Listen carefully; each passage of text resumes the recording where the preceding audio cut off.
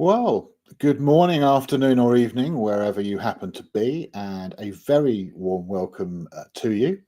My name is Rick Adams. I am author of Practical Customer Success Management and the resident customer success subject matter expert at Practical CSM. And I do actually have my own business as well, Adams Success, where I offer some consultancy and coaching around customer success strategy. So again, a warm welcome to everybody. Thank you very much for joining us. And today we're talking about a topic that I think is quite topical and quite important, which is customer success management and revenue generation, and looking at how the two work together. So let's get started, because we don't have a lot of time together. I don't want to waste your precious time. We're looking to spend maybe 30 to 40 minutes together. So let's make a start, and we'll take it from there. So if I could have the slides up, that would be brilliant. Lovely. Thank you so much. All right. So yeah, our topic, customer success and revenue generation. Oh, and by the way, please feel free to put your name in and say hi in the comments, and where you're from. It's always interesting to know. And also do ask questions as much as you like, whenever you want. And Marek is with me in the studio, and what he will do is he will field your comments and put them onto the screen, or your questions and put them onto the screen. So please do contribute, and you're more than welcome to ask your questions as we go along. We will hopefully have a little bit of time at the end as well, if you have any further questions at the end. All right, great stuff. So yeah, let's actually get going. So yep, as we've said, the topic is customer success and revenue generation, and what we're going to be talking about today as follows. First of all, we'll look at why this has become important as part of customer success, to own and start taking responsibility for revenue conversations with our clients. Then we will look at the 4 revenue pillars of customer success. In other words, what are we going to do? And we will then look at how we measure that in terms of both leading and lagging indicators of whether we're actually on our way to, or have finally managed to, create additional revenues. We will look at common pitfalls and maybe talk about how to overcome those. And obviously we'll finish with a wrap up. So let's get started. And the first of those topics, of course, is why customer success must own revenue conversations. Again, just to reiterate for those who perhaps are just arriving, please do type your name and where you're from in the comments, and also feel free to ask any questions you like in the comments. Marek, who's with me in the studio, will put those questions up as they arrive. And as I said, let's do it. So why customer success must own revenue conversations? Well, my belief always has been, in fact, that anybody who is customer facing is partially responsible for selling to customers. And the traditional way of looking at customer success management is that at least its principal operation was around retention, which in itself actually is, of course, about revenue, because if we lose a customer, well, then we lose the revenue opportunities of that customer. So we could say that in a sense, customer success has always been about revenue, but we've not really then taken it any further into revenue conversations with the client, and we've not really taken it any further into additional revenue generation opportunities with the client. So the traditional view, customer success is a cost center. We spend money on customer success, but we don't expect it to directly generate revenue. We do ask it to try to help us retain our customers so that they continue to purchase from us, but that was it. Now, in the more modern era of customer success management, what we're saying is we don't want to throw the baby out with the bathwater. Retention is still really critical. So we want to keep a hold of that and continue to offer retention and churn reduction. However, what we're also going to do, as the slide says, is drive expansion, loyalty, and advocacy as well.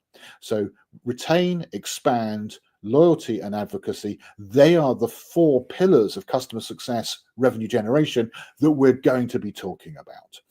We were doing one of them, we're now expanding that to a further 3. So customer success, to work well in terms of revenue generation, needs to align and collaborate with the other customer facing teams, particularly, of course, the ones who are primarily responsible for revenue generation, which is the sales team and, to an extent, the marketing team as well. And again, we will look at how we do that in an upcoming slide as well.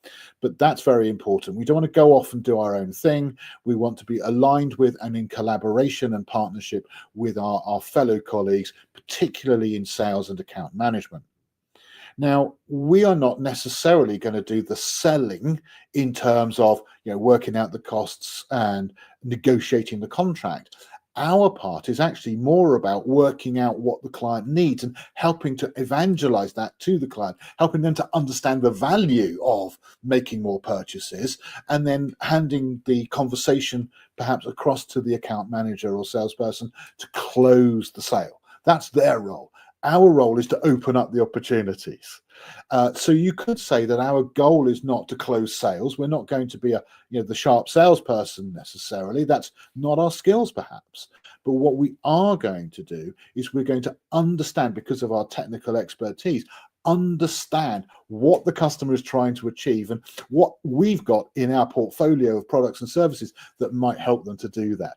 So what we're trying to do, as it says here, is increase the client value, increase the return on investment for them.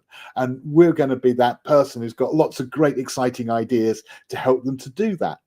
And in doing so, by achieving that goal, the outcome will still be clients stay longer with us, clients buy more from us, clients recommend us to other people or other clients, all of which means more revenue gets generated. So if you like, the fact that we are creating more value for our clients means that ultimately the outcome is more revenue for our company. So it works like that rather than being direct. So let's talk about what we do actually need to do then and do well, if that's going to happen, for customer success revenue pillars, as you see here. So retention, making sure they stay with us so that we can still sell to them. Expansion, helping them to buy as much as possible from us. So we're going to try and up the level. Loyalty, to buy even yet more from us and to trust us more and to get closer to us so we understand them better and spot more opportunities. And then advocacy, where they're actually prepared to start recommending us to others. And we get yet more revenues, not directly from them, but from new clients because of their advocacy recommendations, etc. Also on the advocacy, notice I've put about advice. They can advise us as well. So not only can they help us in our marketing to new future clients, but they can also help our product team in understanding the art of, this is what we want, this is what we love, this is what we don't like in our products and services, to help us to actually refine and improve our products and services as well. So there's just so much we can get from our customer once we've built the loyalty and then ask for the advocacy. Let's go through these in a little bit more detail. So the first of these is retention. So in retention, of course, this is the traditional what we've always done, and this is what customer success management is particularly known for, perhaps, is we're making sure as best we can that the maximum ratio of clients that we win stay as clients for as long as possible. That's the idea of retention. So retention is the opposite of churn. Churn is the opposite of retention. You can look at it either way and you can measure it either way. So we're looking at retention. We're looking at what proportion of our clients renew a contract. Churn, we're looking at what proportion of our clients do not renew our contract. So if 10% leave us, then 90% remain. So that would be 10% churn, 90% retention, just to be absolutely clear what we're talking about here. So how do we do that? Well, the first thing that I've got on the slide is success planning and business reviews. So the idea here is that we want to help the client through working and collaborating with them, giving them our best practice success planning and helping them to build their own custom success plan that will get them onboarded and adopted, trained up, masters of our product, using the product, measuring the results from the product as quickly and as efficiently and as effectively as possible. Because the sooner we do that, the sooner they can generate revenue, and the better we do it, the more revenue, or the more value, I should say, sorry, they are going to get back from our product. So it's about making sure they get the maximum value from the product in the shortest possible time. That's the purpose of success planning. It's one of the big things that customer success managers can do with a fairly new client, is offer them to sit down and go through, let me help you build your plan to get the maximum success in the shortest possible time from the purchase and utilization of the product and service that you've bought from us. So as well as that, we've got the business reviews, which is then the ongoing bit, of course. Having done that, is now let's check in and measure that, and are we doing okay? And if not, let's build a get well plan. So that's the other side of that one. So Max just put a question up on the screen there. Where do most customer success strategies fall short when it comes to retention and growth? And I think, well, this is really what we're talking about, is by not doing this list. So the first thing is by not offering the client a best practice method of planning for and then implementing that plan to do change management in their organization. That's the first thing that doesn't happen, that is going to cause less retention, more churn. Of course, clients who don't get so much value are less likely to renew. And that actually similarly then works into the next bullet point, which is clear onboarding and reduced time to value, which, if you like, the reduced time to value is the result of a good onboarding strategy. So the onboarding is the first thing we do. So we might have a welcome kit. We might provide the information that they need, make sure they understand what they've bought, how much of it they've bought, what it does for them and why it's doing that for them, and what their outcomes are going to be. And then also make sure they understand how to engage with it, how to get going with it, how to get support from us, etc. So it's that start off, making it easy for them to get started. It's harder sometimes, particularly for some organizations who are not going to be familiar with our type of software or our type of service. Others might be, don't worry about it, we've done this 1,000 times, I can handle this on my own, I don't need a lot of help and support. Other clients might need a lot of support. Obviously, it depends on how technical our product is and how unusual our product is or service, as to the amount of time we're going to need to think about how complex the needs are of our client, as to the amount of onboarding that we need to do with them. And we might need to offer different tiers, or segments of clients might need different onboarding strategies too. And then driving the product adoption and outcomes comes after the onboarding. So this is where we don't just say, right, we've done it now and drop it and on to the next thing.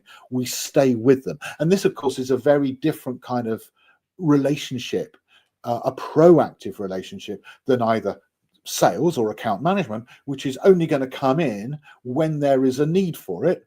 So we're going to do selling and account management when they initially purchase, or when there is something that we want to, or they want to buy from us, we're going to get the sales and account managers involved. Or again, product support. They are also reactive. They're going to come in and help the customer when the customer has a question that needs answering, when they have a problem that needs resolving. We're going to be proactive, and we're going to, on an ongoing basis, drive adoption and outcomes. We're going to be proactively advising them, look, you haven't turned on function X.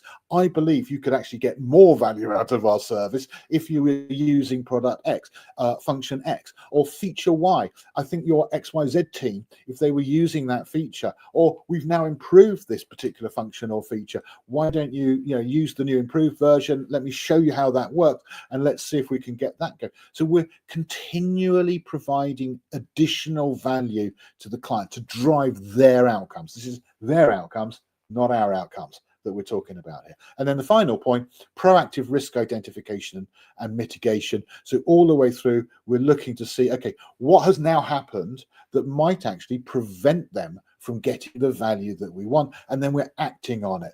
And this might have been completely unknown things at the beginning, like, for example, a financial downturn, or a senior member of their team leaves, a new member comes in and has a different direction, a different strategy. It could be anything at all. New client requirements, a new client is purchased, they might be acquired.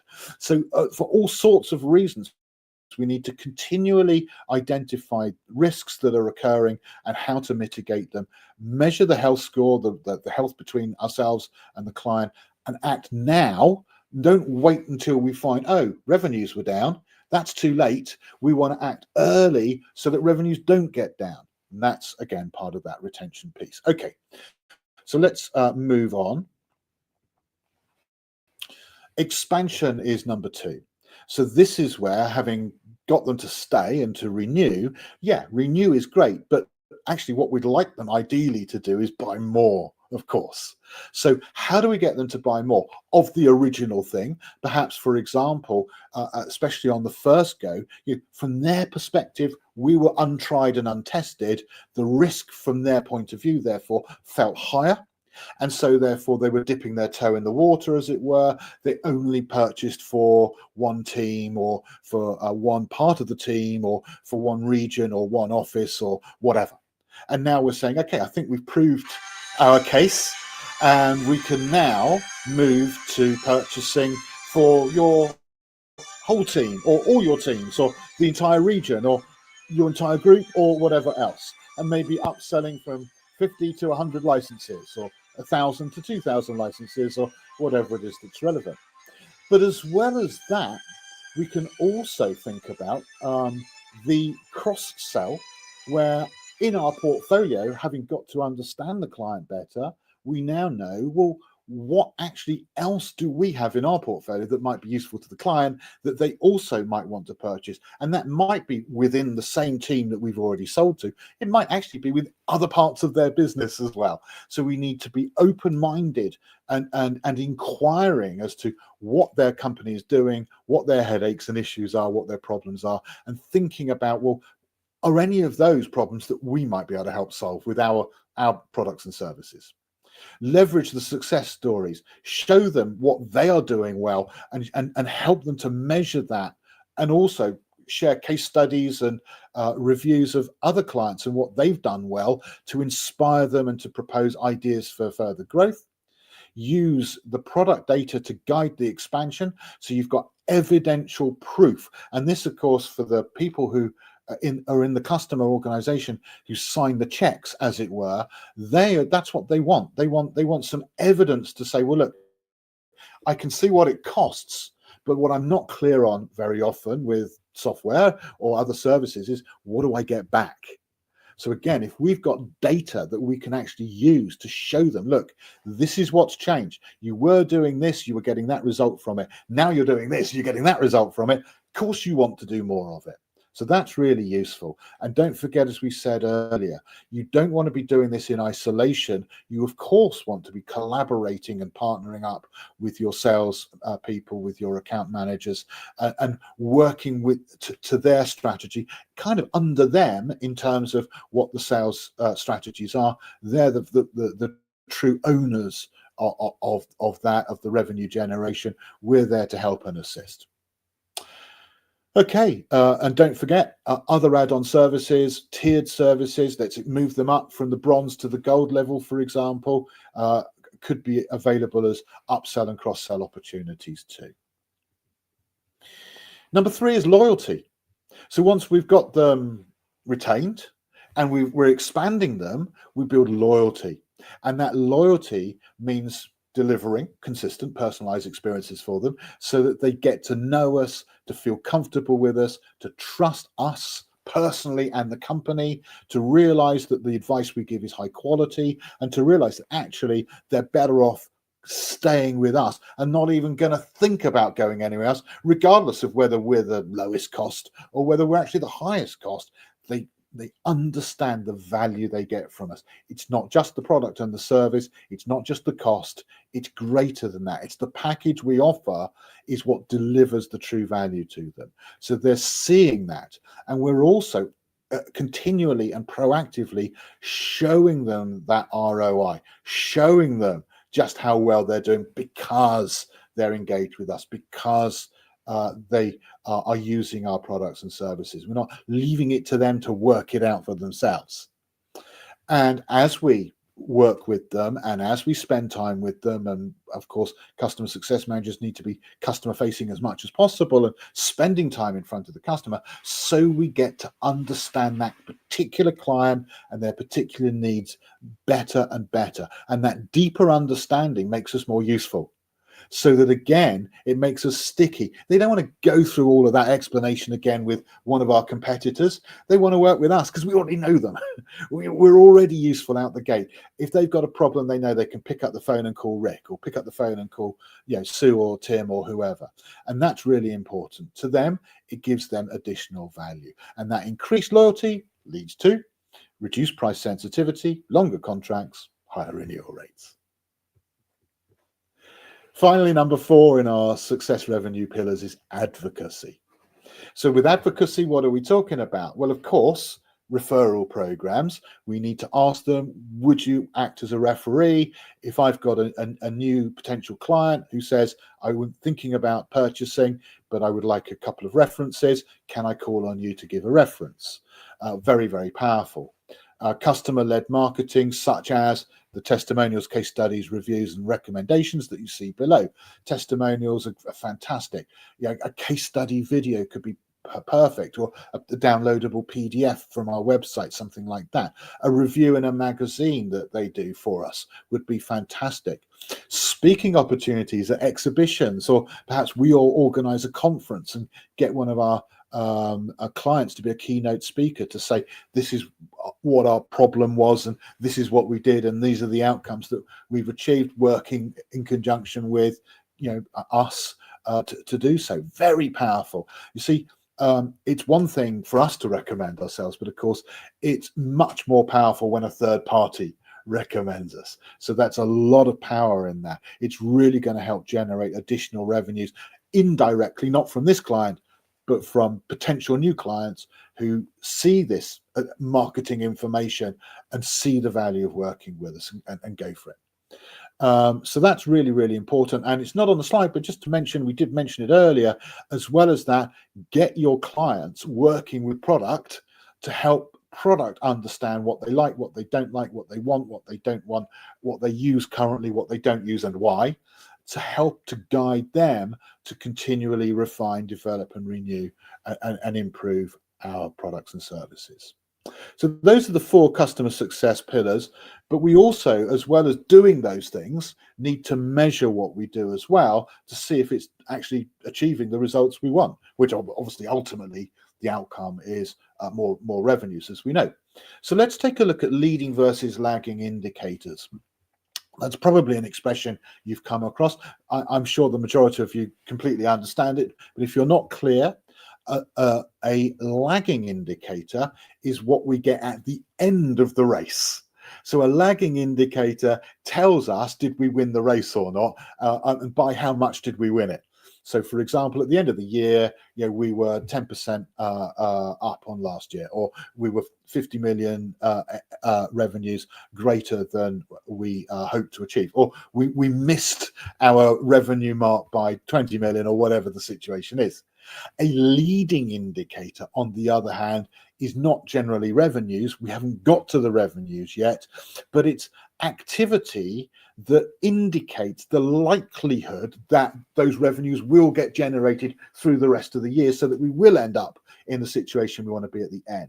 So the lagging indicators are what we actually ultimately measure to prove yes or no, we did or didn't get where we wanted to be. The leading indicators are there to very much indicate the likelihood of that. Why do we want those? Well, because lagging indicators are too late for us to do anything about. Once we've got them, the period has gone. We can't go back and redo things.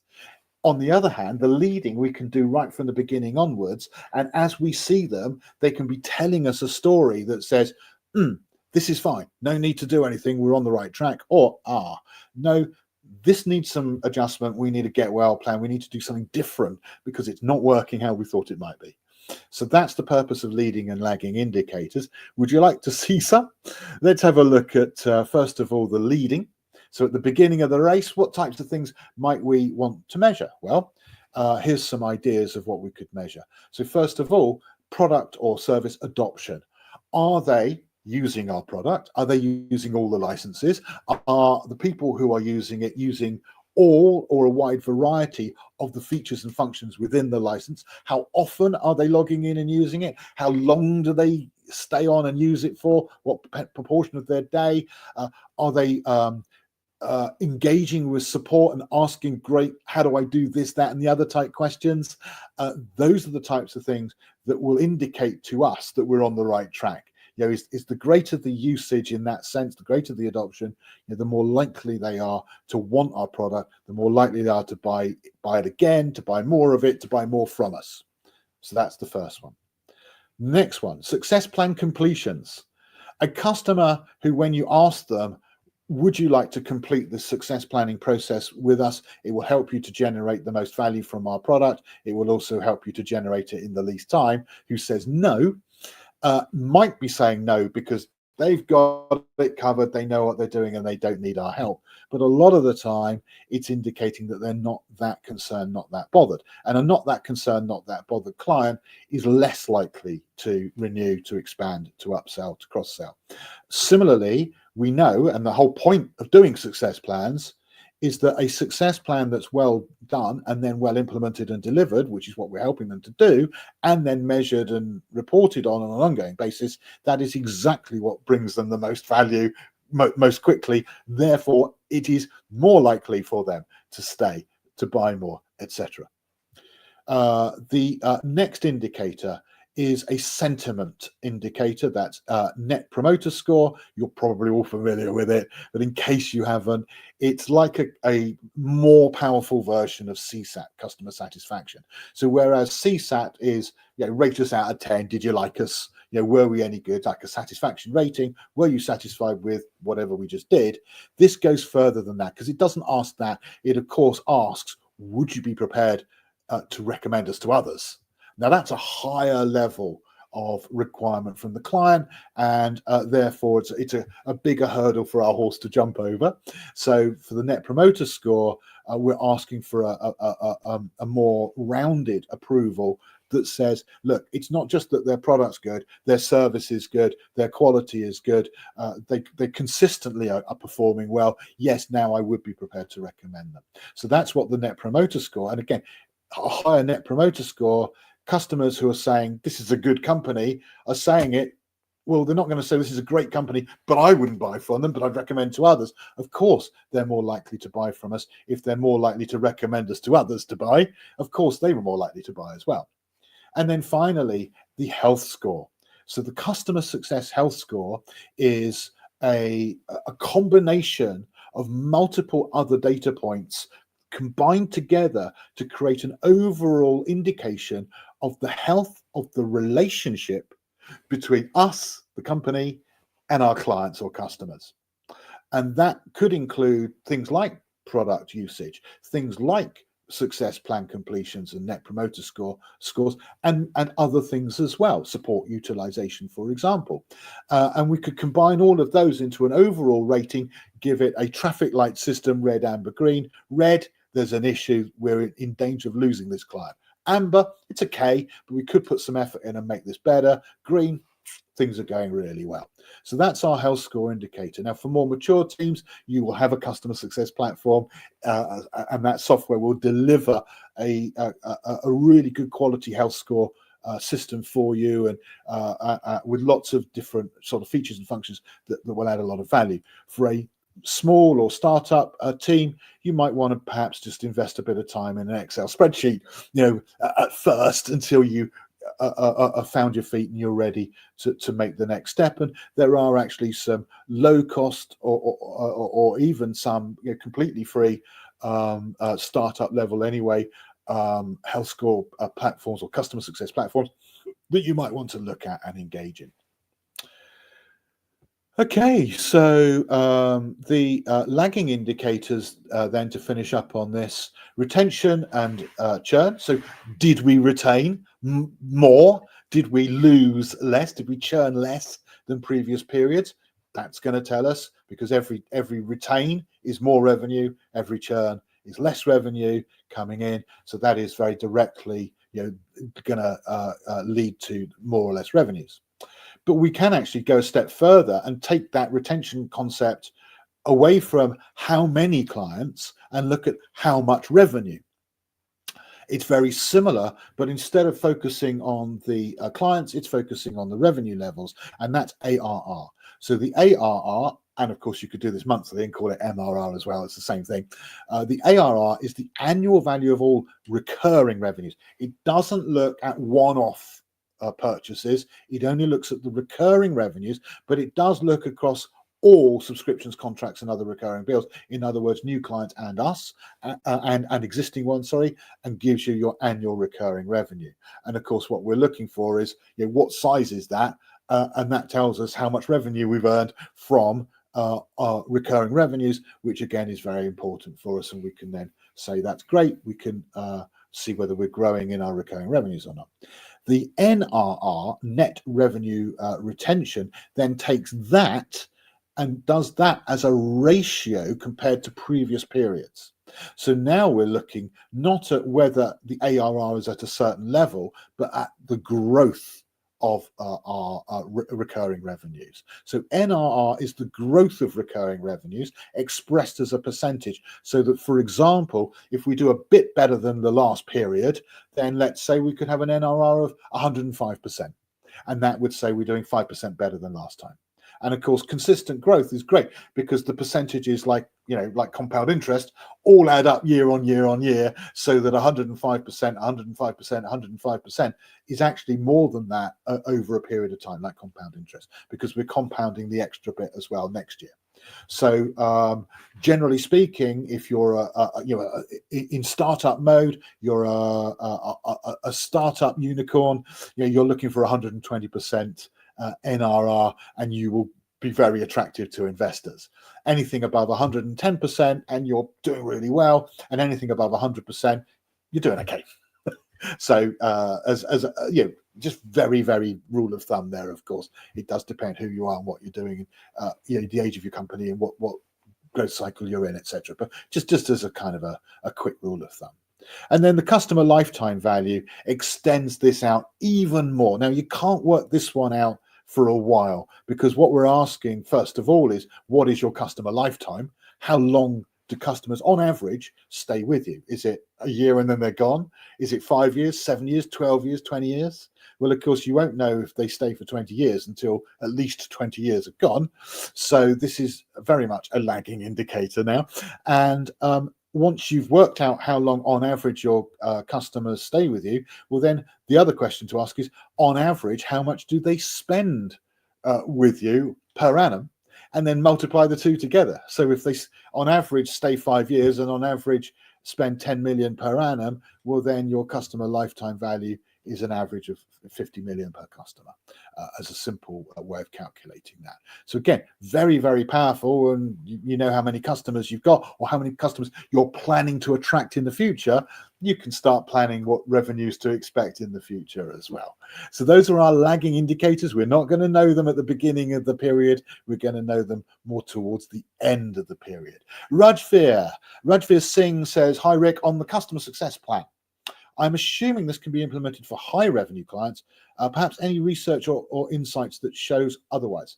Well, that's a really good question. Thank you. So we haven't at all really mentioned the fact that in our customer success strategy, we may find that we just can't afford to deliver the same depth and quality of customer success management service that we would like to for all our customers, and we need to maybe do a bit more of a segmentation. So we could offer at the top level, we could offer a dedicated customer success manager or a CSM who manages just a few key portfolio of a few key accounts, and they can spend a lot of high quality time with each of those accounts doing that success planning. For the middle tier, what we might offer is a briefer version of that, and for the bottom tier of our sort of what often called the long tail, which is our small accounts. They're not generating a lot of revenue each, but between them they're still worth a lot, and we do want to try and deliver a good service. Let's look at automating some of this. Can we actually put it online? Can we put a tool up that they can self-use rather than be spending time with our CSMs? So that's how I would handle that. Thank you for your question, and do feel free to answer any other questions. We're getting towards the end. Common pitfalls. What can prevent us from doing a good job and helping our company to generate more revenues in the customer success team? Well, first of all is, and this is very common, is we just never get around to talking about revenue. We never get around to discussing what's important to the client. We're technical people from a technical background, and we keep the topic technical and say, great news, you're using our product today, and that's our business, our review done. And there's no outcomes for the client, and there's no discussion about their needs. There's no problem solving. We're not really adding a lot of value. So that's the first thing that will be a common pitfall that will prevent us from generating customer success revenue.